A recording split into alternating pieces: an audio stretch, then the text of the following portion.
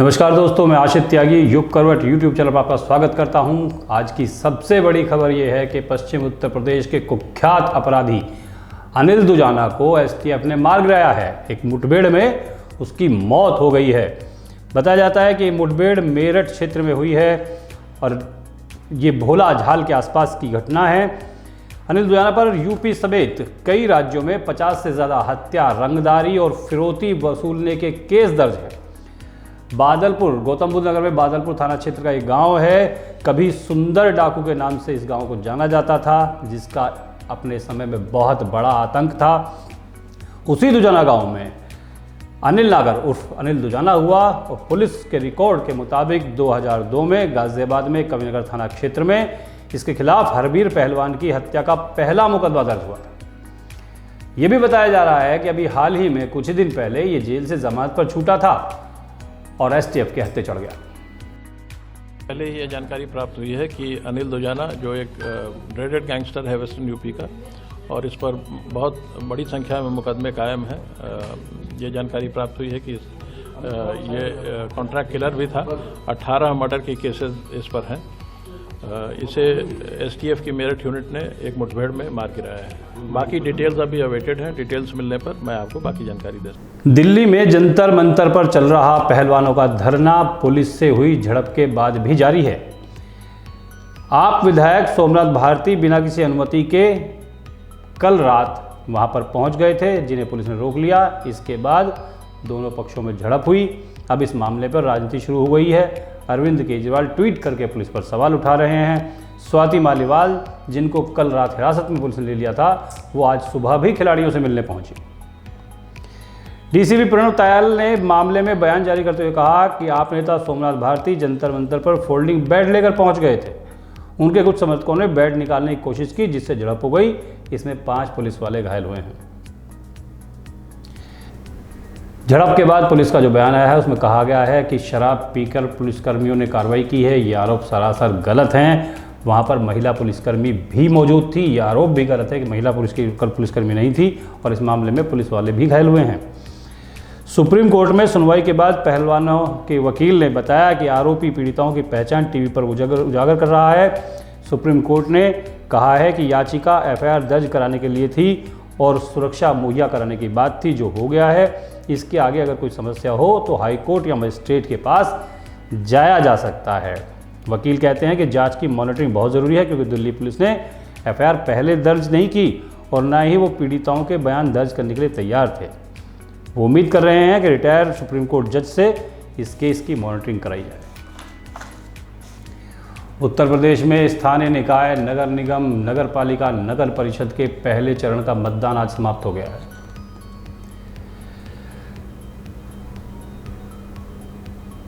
दोबारा उत्तर प्रदेश में स्थानीय निकाय चुनाव के लिए पहले चरण का मतदान आज हुआ है। लखनऊ में मुख्यमंत्री योगी आदित्यनाथ, रक्षा मंत्री राजनाथ सिंह, उप मुख्यमंत्री ब्रजेश पाठक समेत कई मंत्रियों ने वोट डाला। पहले चरण की 10 नगर निगम सीटों पर जो चुनाव हुआ है उसमें 2017 में भाजपा ने जीत दर्ज की थी, और उसी इतिहास को दोहराने के लिए भाजपा पूरी ताकत लगाए हुए है। समाजवादी पार्टी, बहुजन समाज पार्टी और कांग्रेस ने भाजपा का रिकॉर्ड तोड़कर अपनी लाज बचाने की हर संभव कोशिश की है। 10 निगम में से ज़्यादातर में भाजपा और सपा के बीच सीधा मुकाबला है। आगरा में भाजपा का मुकाबला बसपा से है। लखनऊ, प्रयागराज, फिरोजाबाद में बसपा ने मुकाबले को त्रिकोणीय बना दिया है।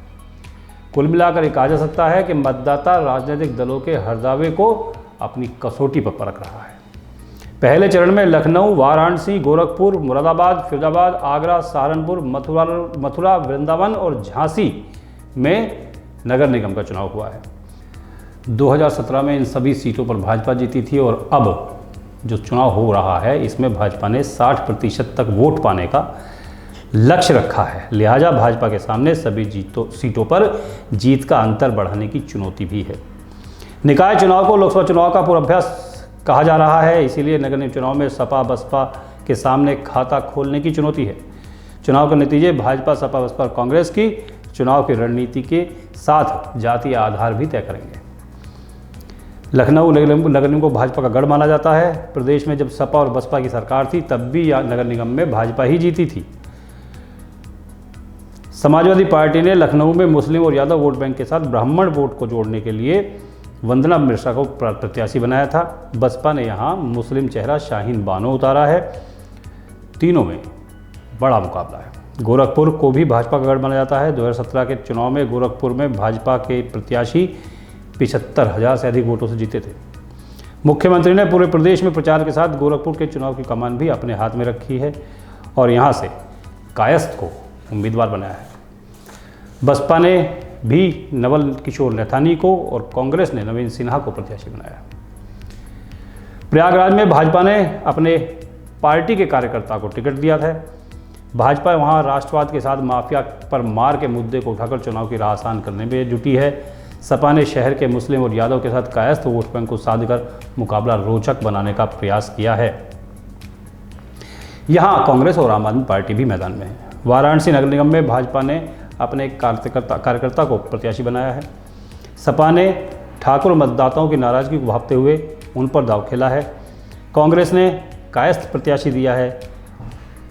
भाजपा यहां मोदी के नाम पर चुनाव लड़ रही है।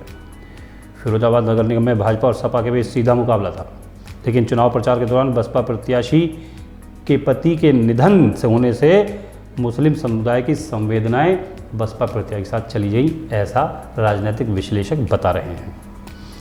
मुकाबला पूरी तरह त्रिकोणीय है। झांसी में अनुसूचित जाति के लिए आरक्षण है तो नगर निगम में भाजपा, सपा और बसपा तीनों मजबूती से लड़ रहे हैं। योगी सरकार और भाजपा की पूरी ताकत लगने से यहाँ भाजपा का पल्ला कुछ भारी नजर आता है। भाजपा ने पूर्व विधायक को टिकट दिया है। सपा ने यहाँ लास्ट टाइम पे प्रत्याशी बदला है, इसका कुछ नुकसान उसे उठाना पड़ सकता है। अनुसूचित जाति महिला के लिए आरक्षित आगरा नगर निगम में भाजपा और बसपा के बीच सीधा मुकाबला है। भाजपा ने पूर्व विधायक हेमलता दिवाकर और बसपा ने लता वाल्मीकि को यहाँ उतारा है। भाजपा के लिए ब्राह्मण, वैश्य, कायस्थ, ठाकुर और पिछड़े वर्ग की वोट मिलने की उम्मीद जताई जा रही है। बसपा के साथ वाल्मीकि समाज के साथ साथ पार्टी का कैडर वोट भी है। मथुरा वृंदावन नगर निगम चुनाव में कांग्रेस सपा रालोद की अजीब राजनीतिक लीला सुर्खियों में रही। कांग्रेस ने राजकुमार रावत को प्रत्याशी माना, लेकिन चुनाव चिन्ह हाथ का पंजा श्याम सुंदर उपाध्याय के हाथ में आया। सपा रालोद गठबंधन ने तुलसीराम शर्मा को प्रत्याशी घोषित किया था, लेकिन सपा ने कांग्रेस समर्थित राजकुमार रावत को समर्थन देने की घोषणा की है। इसलिए यहाँ स्थिति उथल पुथल की है, कुछ भी स्पष्ट नहीं कहा जा रहा है। चुनाव से जुड़ी एक जानकारी ये भी है कि माफिया अतीक अहमद के इलाके में मतदान केंद्रों पर भाजपा के बस्ते तक नहीं लगे। अब इसे कुछ लोग खौफ कह रहे हैं, कुछ प्रत्याशियों की अनदेखी मान रहे हैं। चाकिया मसारी इलाके के कई मतदान केंद्रों पर ना तो भाजपा का झंडा था, ना बैनर था, ना कोई एजेंट था। इन इलाकों में वोटिंग भी बहुत धीमी हुई है। अतीक अहमद के पैतृक मकान के ठीक सामने अल हमारा फारूकी गर्ल्स इंटर कॉलेज है। यहाँ पर मतदान आज हुआ है, लेकिन भाजपा का कोई प्रत्याशी, कोई एजेंट न दिखना, ये चर्चा का विषय बना हुआ है। खबर राहुल गांधी की सदस्यता से जुड़ी हुई है। इसमें सुप्रीम कोर्ट ने याचिका खारिज कर दी। कांग्रेस नेता राहुल गांधी की सदस्यता, संसद की सदस्यता रद्द करने के खिलाफ एक याचिका सुप्रीम कोर्ट में दाखिल की गई थी। अदालत ने याचिकाकर्ता को फटकार लगाई है। अदालत ने याचिका को सुनने से ही मना कर दिया। केरल की रहने वाली आभा मुरलीधरन ने राहुल गांधी के मामले का हवाला देते हुए ये याचिका दाखिल की थी। उन्होंने जन प्रतिनिधित्व अधिनियम 1951 की धारा 8/3 की संवैधानिक वैधता को चुनौती दी। इस पर कोर्ट ने सख्त रुख दिखाया। कोर्ट ने याचिकाकर्ता से पूछा कि आप कौन हैं, क्या आपकी सदस्यता रद्द हुई है। राहुल गांधी ने 2019 के लोकसभा चुनाव में कर्नाटक के कोलार में मोदी सरनेम को लेकर विवादित टिप्पणी की थी, जिसमें रिपोर्ट दर्ज हुई थी और सूरत कोर्ट ने राहुल गांधी को 2 साल की सजा सुनाई थी।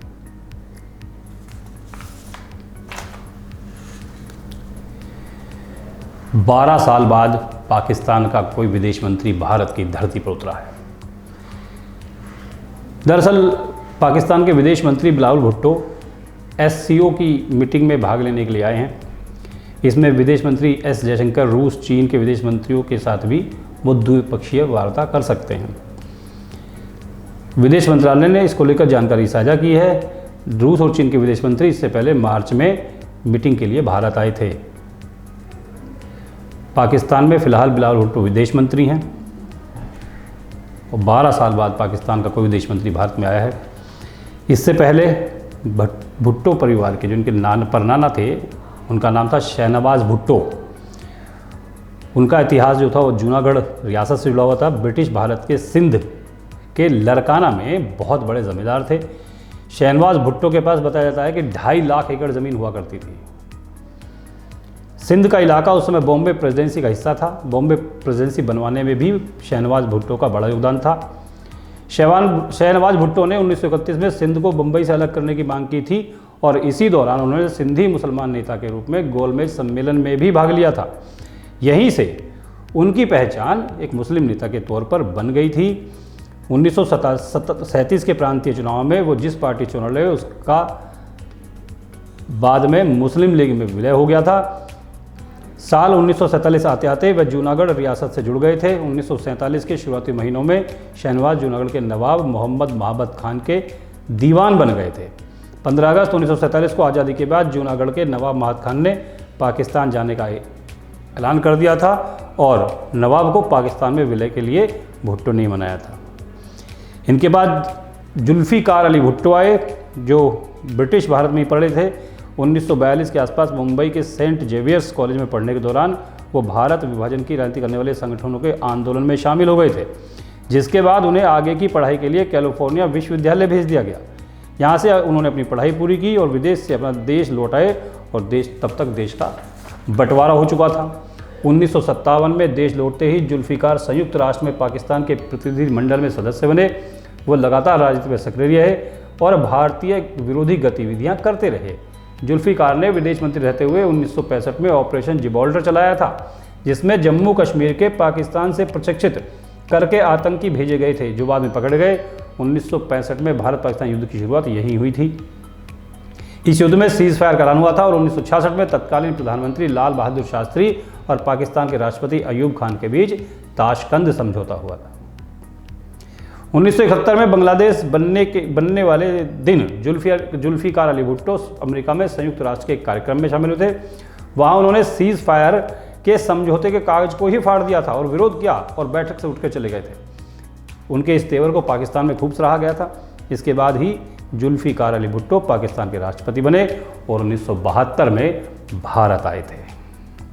भारत आकर उन्होंने तत्कालीन प्रधानमंत्री इंदिरा गांधी के साथ शिमला समझौते पर हस्ताक्षर किए थे। इस समझौते के अनुसार कश्मीर का मसला दोनों देश आपस में बातचीत करके हल निकालेंगे, ये तय था। जुल्फ़िकार अक्सर अपने बयानों से पलटते रहे। शिमला समझौता करके लौटते ही उन्होंने पाकिस्तान में सबसे पहले बयान यही दिया था कि कश्मीर के मामले में पाकिस्तान ने अपनी किसी नीति से कोई समझौता नहीं किया है। 1974 में भारत ने अपना पहला परमाणु परीक्षण किया था। तब जुल्फ़िकार भुट्टो पाकिस्तान के प्रधानमंत्री थे। उन्होंने इससे हाथ होकर ये कहा था कि अब ये इलाका असुरक्षित हो गया है, हम लोग घास खा लेंगे लेकिन परमाणु बम बनाएंगे ज़रूर। इसके बाद राजनीति में भुट्टो परिवार से बेनज़ीर भुट्टो आई थी। बेनज़ीर भुट्टो बिलावल भुट्टो की मां हैं। 2 बार पाकिस्तान की प्रधानमंत्री बनी और कश्मीर को लेकर हमेशा से मुखरता से अपना पक्ष रखती रहीं।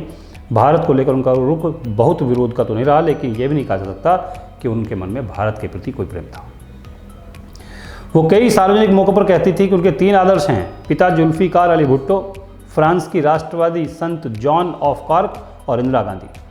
पूरब की बेटी के नाम से जानी जाने वाली बेनज़ीर किसी भी मुस्लिम देश की पहली महिला प्रधानमंत्री थीं। पहली बार प्रधानमंत्री बनने के बाद बेनज़ीर भुट्टो ने कश्मीर को लेकर कई बयान दिए थे। 1990 में बेनज़ीर भुट्टो ने कश्मीर के राज्यपाल पर भी टिप्पणी की थी और इसी का लाभ उन्हें हुआ, दोबारा सरकार बनाने में कामयाब हुई थी।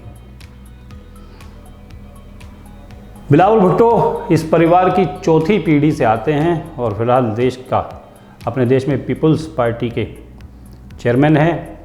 साल 2012 में ऑक्सफोर्ड से पढ़कर लौटे बिलावल कुछ साल राजनीति में सक्रिय रहे। 2018 के आम चुनाव में उनकी पार्टी पीपीपी ने 43 सीटें जीती और बिलावल भुट्टो पाकिस्तान की नेशनल असेंबली के सदस्य भी बने। इमरान खान के तख्ता पलट के बाद बिलावल को अप्रैल 2022 में मंत्रिमंडल में शामिल किया गया और वो पाकिस्तान के सबसे कम उम्र के विदेश मंत्री बने। बिलावल भुट्टो ने दिसंबर 2022 में प्रधानमंत्री मोदी पर टिप्पणी भी की थी। इस समय पाकिस्तान आर्थिक तंगी से जूझ रहा है, कई दिक्कतें उसके सामने हैं। पाकिस्तान के विदेश मंत्री बिलावल भुट्टो की भारत यात्रा ऐसे ही समय में हो रही है जब वो गंभीर आर्थिक संकट में है, इसलिए कुछ भी कहना संभव नहीं है कि वार्ता किस तरह जाएगी। ये सभी को पता है कि भारत इस समय शंघाई कोऑपरेशन ऑर्गेनाइजेशन का अध्यक्ष है। भारत ने सभी देशों को, सदस्य देशों को निमंत्रण भेजा था, इसमें पाकिस्तान भी शामिल है, इसीलिए भुट्टो यहाँ पर आए हैं। वर्ष 2021 में विजयनगर थाना क्षेत्र में एक व्यक्ति की हत्या कर दी गई थी। इस हत्याकांड का खुलासा अब 3 साल बाद जाकर हुआ है। पुलिस ने एक आरोपी को गिरफ्तार किया है, दूसरा पहले से ही जेल में है। थाना विजयनगर अंतर्गत मुकदमा अपराध संख्या 336/20 धारा 302, 201, 34 आईपीसी के पंजीकृत था, जिसका अभियुक्त कुन्नू लाल था। उसने अपने भाई सर्वेश की हत्या करना पुलिस को 3 साल पहले बताया था। बीच में उसने कोर्ट में प्ली लिया कि मेरा भाई सर्वेश जिंदा है। इस पे सर्वेश की तलाश की गई, सर्वेश मिला, वो जिंदा था, उसका डीएनए टेस्ट कराया गया। अब प्रश्न ये था कि मृतक कौन है, क्योंकि उसने सर्वेश की आईडी लगा के उस व्यक्ति को कंपनी में रखा था, जिस पे हम लोगों ने एक नया मुकदमा पंजीकृत कर ओम प्रकाश जो उसका सह अभियुक्त था उसकी तलाश करना शुरू कर दिए। ओम प्रकाश की गिरफ्तारी की गई। गिरफ्तारी के दौरान ये पूछताछ में ये खुलासा हुआ कि मृतक की पहचान बबलू निवासी फरदान जनपद लखीमपुर खीरी के रूप में हुई। उनके परिवारजन उसके कपड़े, उसके फोटो और उसकी मोबाइल से उसकी पहचान व शिनाख्त कर ली गई है। आवश्यक विधिक कार्रवाई की जा रही है। ओम प्रकाश गिरफ्तार है, आवश्यक कार्रवाई की जा रही है। मुरादनगर थाना क्षेत्र में स्वाट टीम के सहयोग से एक आदमी को गिरफ्तार किया गया है। पुलिस का कहना है कि गिरफ्तार आरोपी की निशानदेही पर बहुत बड़ी मात्रा में हथियार बरामद किए गए हैं। ये जब इसको आदित्य चौहान को लगा कि ये असलहा अगर पकड़ा जाएगा तो ये भी इसके पास से साक्ष्य मिलेंगे, तो आज ये इसको ठिकाने लगाने के लिए बुलंदशहर जा रहा था। उसी समय में पुलिस की चेकिंग जब लगी हुई थी तो मुखबिर की सूचना पे इस आदित्य चौहान की गिरफ्तारी की गई है। उसके कब्जे से एक 32 बोर पिस्टल और 4 तमंचे 315 बोर की, एक जो है कारतूसों की पेटी जिसमें 7 जिंदा कारतूस 315 बोर के थे, वो बरामद किया गया है और इसको गिरफ्तार कर जेल भेजा जा रहा है और आगे की विधिक कार्रवाई। तो आज के लिए बस इतना ही। गाजियाबाद और उससे जुड़ी आसपास की खबरों के लिए देखते रहिए युग करवट, और विस्तृत रूप से जानने के लिए पढ़िए युग करवट समाचार पत्र। युग करवट यूट्यूब चैनल को लाइक करें, सब्सक्राइब करें, वीडियो को शेयर करें और कमेंट ज़रूर करें। नमस्कार।